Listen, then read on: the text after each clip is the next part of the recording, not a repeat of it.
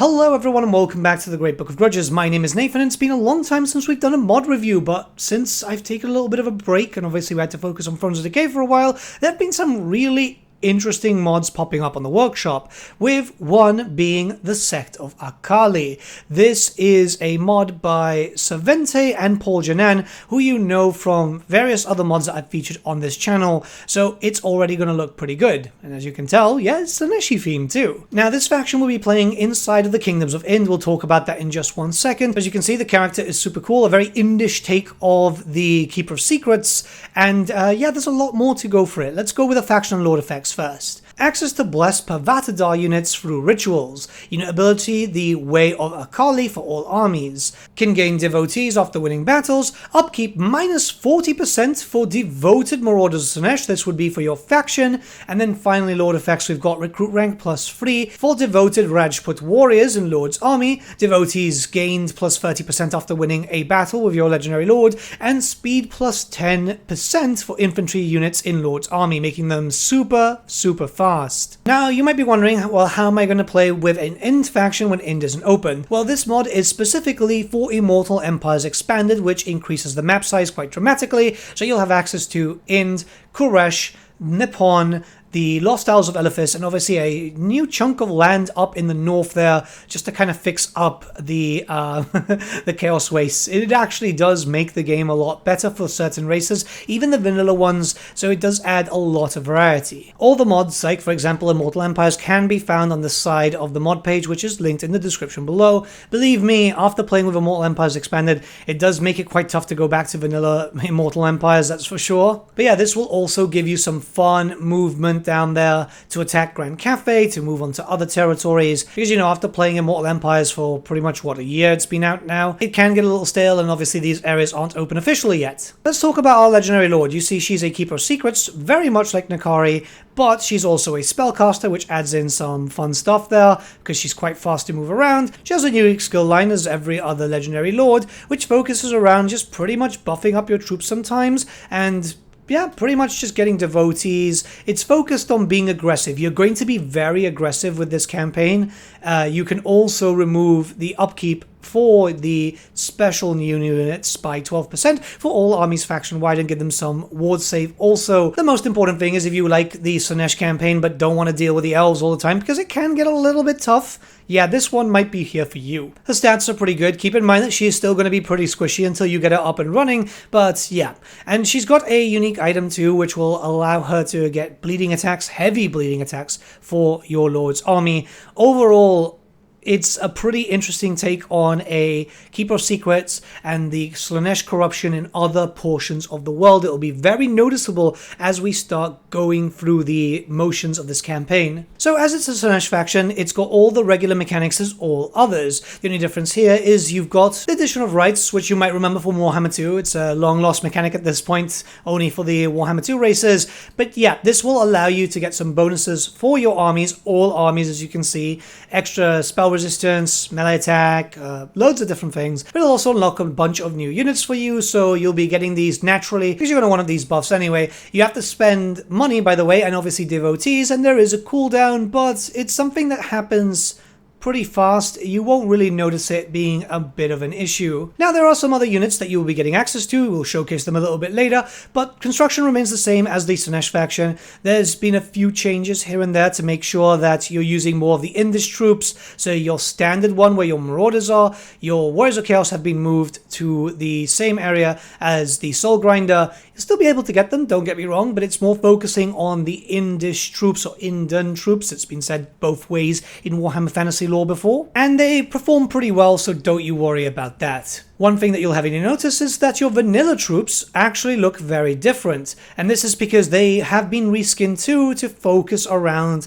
the mythology of Ind and make your warriors, your mortal servants, actually look more like the part. This is something which has been integrated since, I believe, Champions of Chaos, where the reskin function basically comes in, and this is something that you can see on custom battles when you're just changing the icon, the faction colors, essentially. It just makes it look different, which is super, super cool. I'm a big fan of this system, and I know modders have been using this system very, very often. So we have to talk about a few things. Obviously, the units themselves, I'm not going to showcase all the stuff that you've already got access to, but say, for example, Furies have 4 arms and stuff, right? Your devoted Marauders are more goat-like, right? There's a thing about potentially Inns being full of just weird and wonderful, more beastmen things. Obviously the Tigermen is a thing there too, but we'll showcase them a little bit later. There is just such a cool design about these guys because it's still playing with devoted Marauders and Chaos Warriors and stuff like that. It's just a little bit weird, you know, in a really cool way.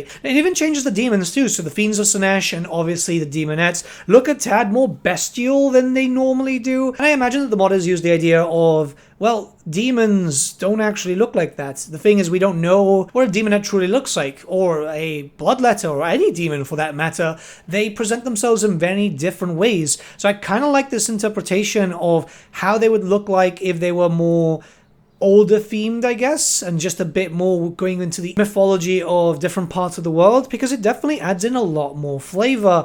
And yeah, I mean, who doesn't want that, right? It's still the same unit, it still has the same function, it just looks a little bit different. Then you start going into the uniquely added stuff like the devoted Rajput warriors. There's 2 of them, so you've got dual weapons, right?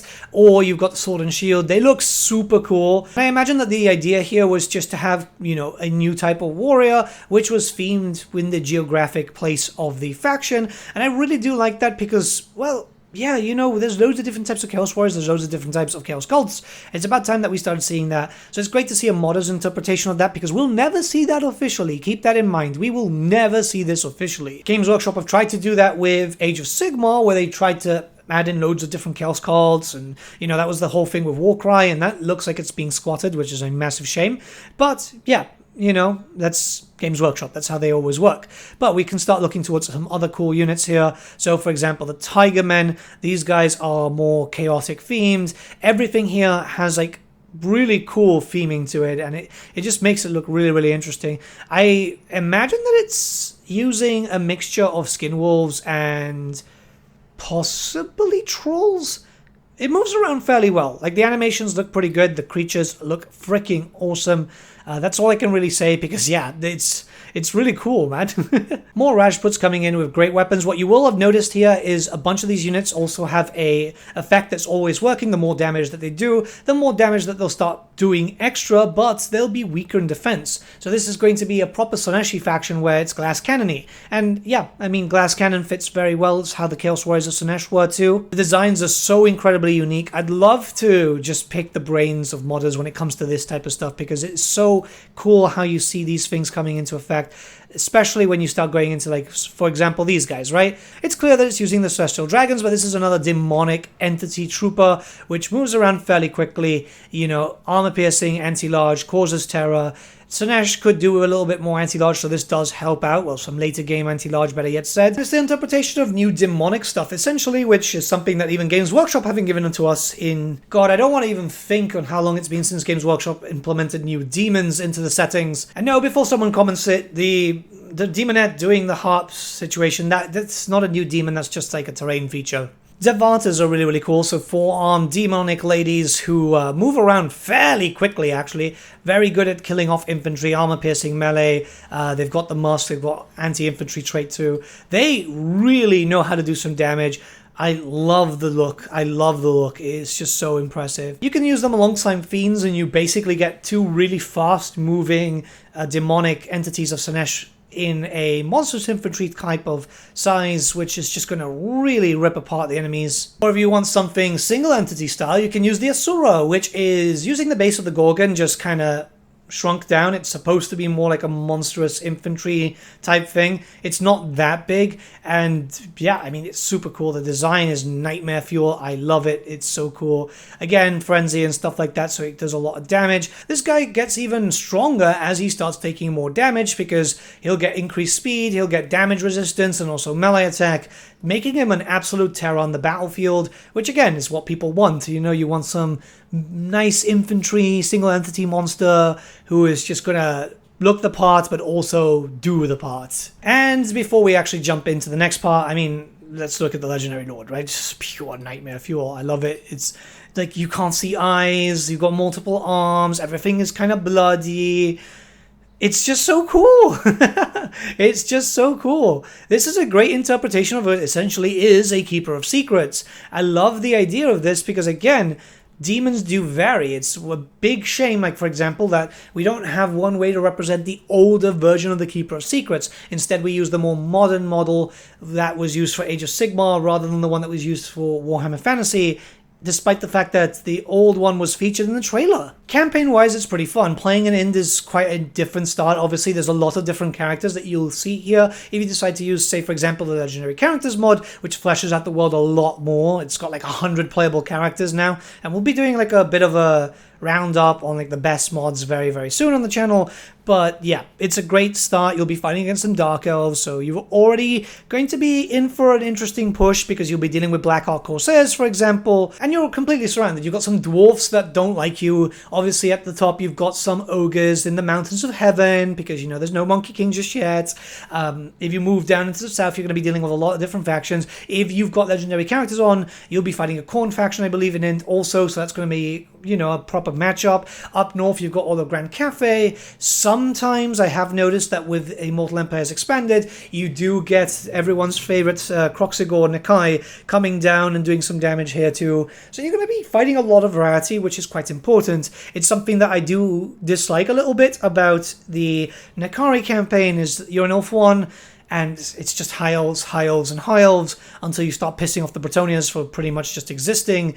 But for the most of your start campaign, it's going to be dealing with nothing but high elves, so it does get kind of stale kind of quickly. Battle-wise, you've got a unique-looking Slaanesh army with some new units that you can play around with. I absolutely adore these guys. It gives me feelings of, like, well, kind of what I've been doing recently. If you've been following me on Twitter, I've been doing kit bashes for a lot of my troops to make my Warriors of Slaanesh look pretty cool, rather than just being Chaos Warriors painted in purple. So I've got a lot of gold. I've started mixing up with some Age of Sigmar bits, and obviously the Hellstrider kits too. This is for my Old World army that you guys will be seeing in the battle report, hopefully soon when I get back and finish off the army.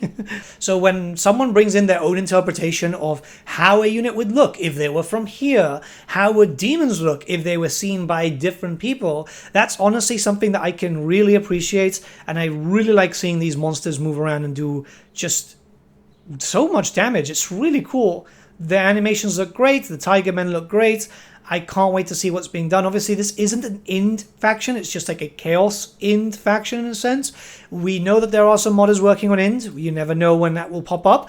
But all in all, I'm seeing some really cool developments here in the modding scene. And it's showcasing that, yes, even when we're getting some good DLCs, modders are working. And this is a good thing, right? Because it means that a lot of modders are coming back. I have noticed that modders are coming back thanks to Thrones of Decay, which, you know, before that a lot of them were leaving. So it's good to see this type of movement. There's a lot of mods that I'll be covering on the channel very, very soon. Let me know what you think about this mod in the comments below. There's also going to be a link to this, frankly, very unique looking mod in the description below. And yeah, I mean, if you're new here, consider subscribing. You get a lot of Total War news, not just official, but very cool mods too. And yeah, it doesn't cost you anything. It'll be nice. It just supports the channel, which, you know, fighting the algorithm is always cool. It'd be nice to hit 100,000 this year. And it looks like we might be able to get it, which is awesome. But until then, guys, have a great day. I'm also live on twitch.tv/thegreatbookofgrudges, where we'll be playing the Return of Reckoning, which is the Warhammer Fantasy MMO revival of Age of Reckoning. This is a private server that actually has drops too, which is absolutely insane. It's the only private server that's ever been on Twitch that's ever had drops to go on, which is super, super cool. We'll be playing some orcs and dwarfs and just doing some PvP. It'll be kind of fun. Say hi, pop by, but if not, have a great day, and I'll see you all again very, very soon. I'll let the rest of the battle play out so you can see how these units work. We hunt!